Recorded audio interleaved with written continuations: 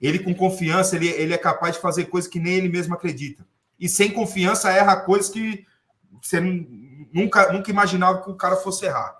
Mas, enfim, eu concordo muito com o Ilcinho. O jogo de hoje, cara, por ser uma decisão eliminatória, pô, você perde um jogo de Campeonato Paulista, não jogando bem, você fica 2 dias sem dormir, 2 noites sem dormir, pensando naquilo. E se eu tivesse feito isso? Você imagina um jogo de hoje, que define uma ida à semifinal da Copa do Brasil, que tem muito dinheiro envolvido. Então, a parte psicológica é muito importante e preocupante para o restante para a sequência do ano, né? Do que será o ano e essa semana, pensando em curto prazo, né? Essa semana, porque domingo também é decisivo. Sim. Eu coloco os campeonatos que o São Paulo disputa em escalas de importância. E o menos importante, na minha opinião, é a Copa do Brasil. Apesar de valer muito dinheiro, o título, na escala de importância, para mim, o menos importante seria a Copa do Brasil. Mas mesmo assim, uma eliminação hoje, que fosse nos pênaltis, você ganhando o jogo, sendo eliminado nos pênaltis, mexe muito com a parte mental do atleta e a gente precisa de um São Paulo forte. O Botafogo, eles estão dando risada, com perninha para cima, tomando aquele velho Danone, vendo os jogos do meio de semana, né? Secando ali, secando o Flamengo, eles estão tranquilos. Vão jogar no fim de semana para jogar. E não é o nosso caso, né? Então tem isso também que é um fator muito relevante para a sequência. E tem o Cruzeiro também, no final de semana, está com as pernas para cima tomando Danone, né? Essa é uma dificuldade da sequência do São Paulo, né? Porque ele pega o Cruzeiro, que não joga a Copa do Brasil, depois pega o Botafogo, que não joga a Copa do Brasil. E o São Paulo já vem de 2 derrotas. Era o período mais difícil da temporada. O Palmeiras, por exemplo, não sobreviveu a esse período. Foi eliminado nas 2 Copas, quando ele pegou Flamengo e Botafogo. Coisas... Atlético e Botafogo é tipo isso, né? No mata-mata. O sorteio Nacional e Goiás, a gente encarava aqui, nós três, a gente dá um jeito aqui, a gente vai para o confronto. Vocês me ajudam aqui, eu dou uma completada. Mas Atlético e Botafogo é outra conversa. Então, e aí, pelo sorteio de mando e tal, calha essa sequência de 5 jogos, 4 fora, não é mole mesmo. Nesse aspecto, né, vocês falavam na última conversa nossa, e acho também importante, vocês estavam no caminho certo, a parada acaba não sendo ruim para o São Paulo. O Galo perde um pouco o embalo, né, com a parada. Ele ganha do São Paulo, ganha do Grêmio com aquela virada absurda. 3-2 lá no... O São Paulo toma 2 porradas. Se tivesse jogo no meio da semana agora, né, esse respiro para o São Paulo me pareceu melhor nesse momento do que para o Galo, que vinha dando um embalo. Fora a questão que vocês também já citaram aqui, que o Atlético teve mais titulares jogando como titulares na data FIFA do que o São Paulo, né? Vamos dar mais uma pingada no jogador misterioso, que eu tenho mais uma dica aqui. Vou dar uma dica só razoável. Então, a primeira, marcou gol importante contra o Atlético Mineiro. O Wilsinho deu a dica em meia, não jogou com o Renan. Agora a terceira dica, trata-se de um atacante mesmo. Eu já muitas vezes botei zagueiro que fez gol, lateral, trata-se de um atacante mesmo. Não é zagueiro, não é lateral que... Trata-se de um atacante. É a segunda dica aqui do jogador misterioso. Deixa eu ver o chat aqui, se a galera... Olha lá, o Yuri tá certo. Yuri, o Matheus optou por outro nome. Tem uma dúvida da galera entre 2 jogadores. Eu vou deixar um pouco o chat. Olha lá, o Paulo Silva está com o mesmo do Matheus. Quem mais aqui? Vamos ver. Tem uma dúvida. O Pedro Correia está com o mesmo do Paulo e do Matheus. O Elton Cabral está com outro. São 2 caras. São 2 caras disputando esse jogador misterioso. Daqui a pouco a gente dá a dica final e vai falar para a galera aqui chutar de vez. Vamos lá. Nessa semana também teve a apresentação do primeiro reforço do São Paulo. A gente estava conversando antes da live, comentei em confidência sobre o Memphis Depay. Nós estamos impressionados aqui, caramba. Estão emprestando helicóptero para o homem ir para lá, para cá, tal. A janela, a gente já falava, a janela do São Paulo foi uma janela discreta. Né? O Santi Longo foi apresentado, falou que se inspira no Mascherano, que quer morder todo o jogador. Fiquei pensando no Renan, ouvindo a entrevista do Santi Longo, querendo voltar a jogar imediatamente. Morder os caras, tal, não sei o quê. E o Jamal Lewis, que a gente ficou vendo jogar na data FIFA contra a Bulgária e tal. só chega na sexta-feira. Aliás, ótimo trabalho aqui do nosso André Hernan no UOL. O André Hernan entrevistou o Casares, a gente vai falar um pouco sobre isso, e entrevistou o Joelinton, do Newcastle, que jogou um pouco com o Jamal Lewis e falou um pouco sobre o Jamal Lewis. Muito bom o trabalho do Hernan. Esses caras não vão jogar a Copa do Brasil, não estão inscritos, assim como o Memphis Depay. Mas, sobretudo, o Santilon já pode jogar contra o Cruzeiro, né? Porque vocês observando as 3 frentes ainda, as voltas do Igor, que a gente falou, do Michel, vocês acham, começando pelo Wilson, que contra o Cruzeiro vai o Banguzinho que deu resultado até agora, vai o Banguzão total, com talvez a estreia do Longo, com o Michel, com o Eric, com o André Silva, é isso que vai para você, Wilson, contra o Cruzeiro, independentemente do que acontecer hoje? Arnaldo, eu sei que o Renan não gosta que joga o Banguzinho completo, né? O Renan gosta de uma peça ou outra, mas independente do resultado, se ganha eu ia com o Banguzinho, porque completaço, Jandrei, tudo que eu pudesse do Bangu, eu ia, porque o jogo contra o Botafogo é tão importante quanto o de hoje. Se perde, eu não ia correr o risco de colocar o primeiro time contra o Cruzeiro, que vem descansado, e dar uma responsabilidade a mais e uma possível derrota a mais. Então eu colocaria mais pressão no titular e o mental deles cairia mais ainda. Então eu ia com o Banguzinho de qualquer maneira. Meu Bangu tá preparado, tá treinado, vai. Se ganha é para poupar, se perde é para tirar a responsabilidade para o foco total ser contra o Botafogo.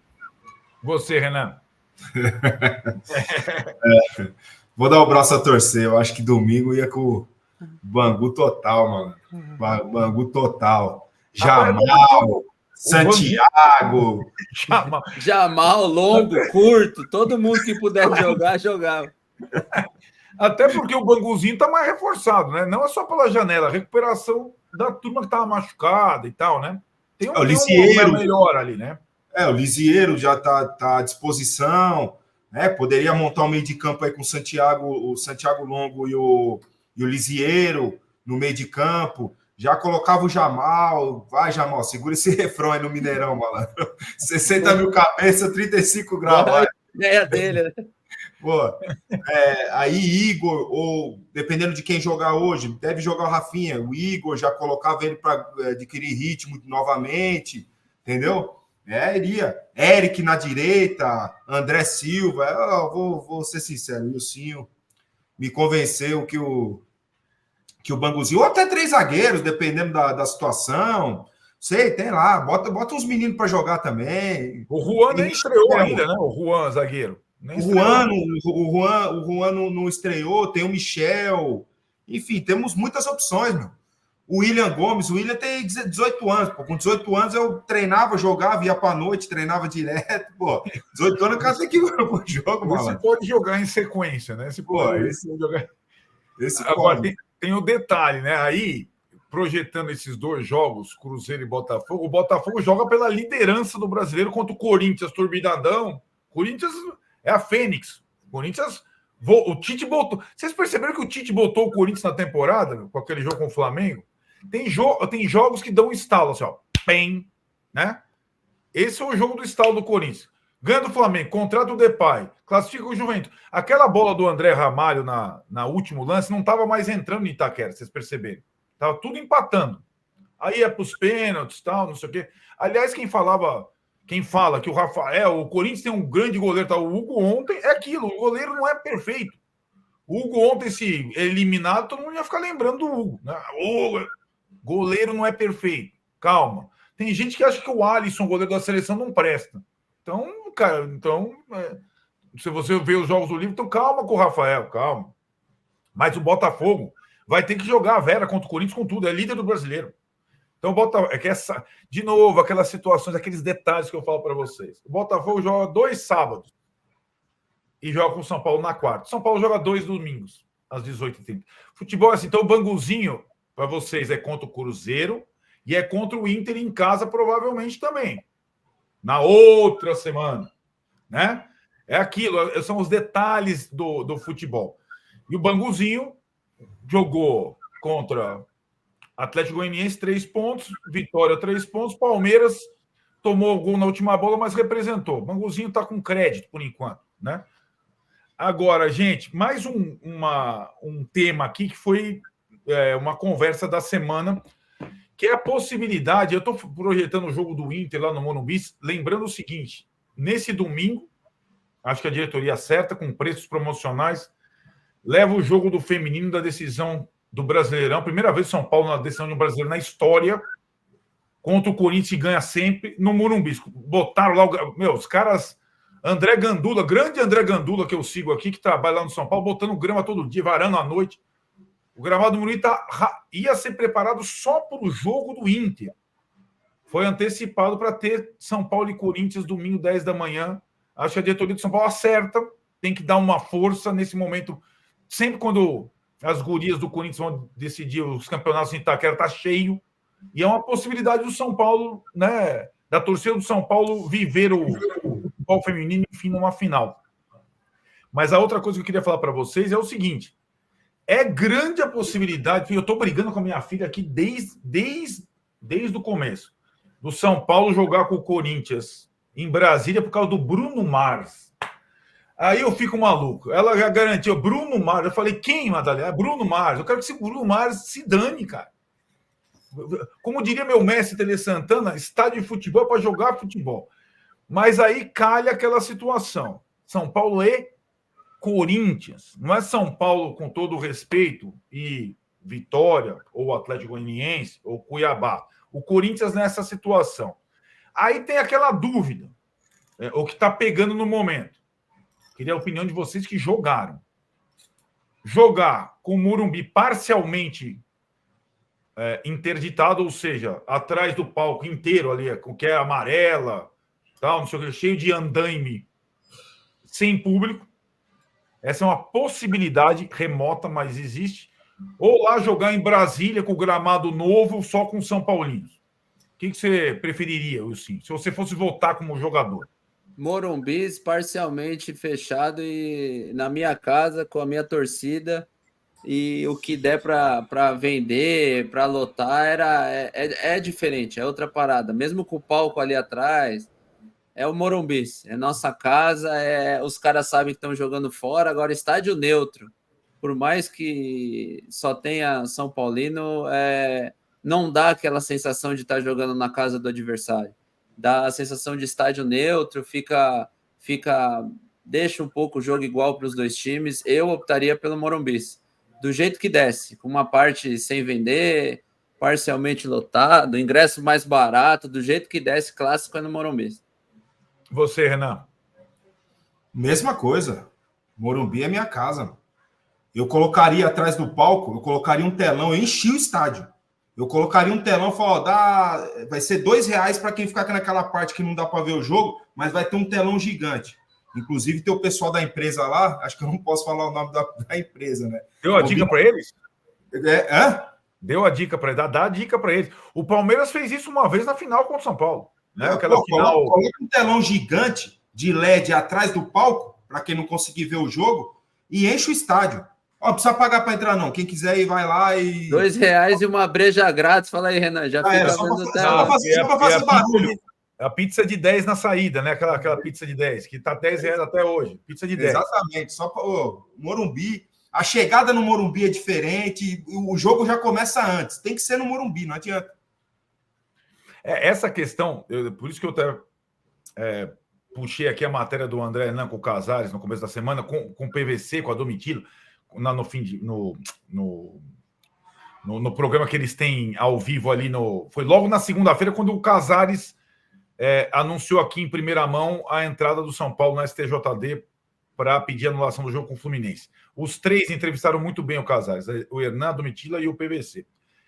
E ele falou um pouco, ele não entrou nesse tema, mas ele falou um pouco da defesa das novas receitas, então foi a entrevista completinha no D Primeira, foi praticamente o D Primeira todo da segunda-feira, explicando esse novo momento do São Paulo, o segundo mandato dele, uma perspectiva de fundo para zerar dívidas bancárias, uma recuperação financeira para que o São Paulo, daqui a 4, 5 anos, tenha mais fôlego. Não é que o São Paulo está definhando, mas esse progresso do São Paulo, pouco a pouco, não tem sido suficiente para equiparar com o Botafogo, Flamengo, Palmeiras, Cruzeiro, tal, né?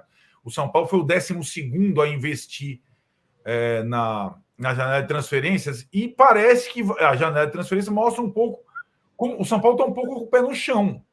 Não é que não investiu, o time do São Paulo é caro, o elenco é grande, é melhor que dos anos passados, mas o Casares deu a pinta de que não vai fazer loucuras. É meio um contraponto do que está acontecendo no Corinthians no momento, que é tudo ou nada. Vamos, vamos ver o que vai dar, vou ter que ganhar. O Corinthians vive um pouco que o São Paulo viveu no ano passado, vou ter que ganhar um título a qualquer preço, mas como se não houvesse o amanhã. E acho que na entrevista para o DPM, o Casares deu um indício de que quer entregar o clube para o sucessor numa posição mais saudável, né? E aí trata da possível reforma do estádio mais à frente, etc. e tal, da reforma da base. Um dia que nós vamos discutir só a questão de Cotia, tem muita coisa acontecendo, porque a coisa não estava indo bem, né? Uma reformulação de conceito em Cotia em formação de garotos. A gente vem falando muito aqui sobre isso, né? Não é possível que a gente não consiga, numa emergência, trazer um garoto de Cotia para colocar o cara para jogar e tudo mais. Enfim, é um tema para uma outra circunstância, depois que esse calendário maluco nos der alguma brecha para falar de coisas futuras. Sobre o outro tema que o Casares discutiu no D1, eu gostaria da opinião de quem jogou, porque jornalista tal e advogado que trabalha em futebol, eu já estou saturado. São Paulo e Fluminense. 2-0 para o Fluminense. Vem o VAR daquele jeito, o áudio do VAR. Não sei se vocês tiveram o prazer de ver o áudio do VAR da novela inteira. Tiveram, né? Isso. Eu vi umas 2 vezes, depois me causa uma certa náusea, dá vontade de... O São Paulo, depois do áudio, decide entrar com um pedido de anulação do jogo. Queria saber para vocês que jogaram se faz sentido essa medida do São Paulo e o que vocês acharam do VAR nesse aspecto, depois que o Thiago Silva lá bate a falta e dá início ao gol do Fluminense. Wilsinho, não te ouvi sobre o tema ainda, me diga.